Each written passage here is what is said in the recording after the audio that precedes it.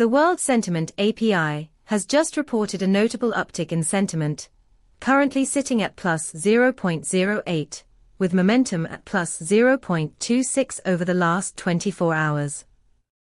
This spike is particularly remarkable because it surpasses the historical baseline, suggesting an unusual surge in positive sentiment across 18 semantic clusters.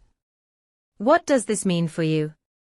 Our API returns a comprehensive sentiment analysis that integrates multiple dimensions of sentiment, allowing you to dig deep into the shifting emotional landscape of global conversations.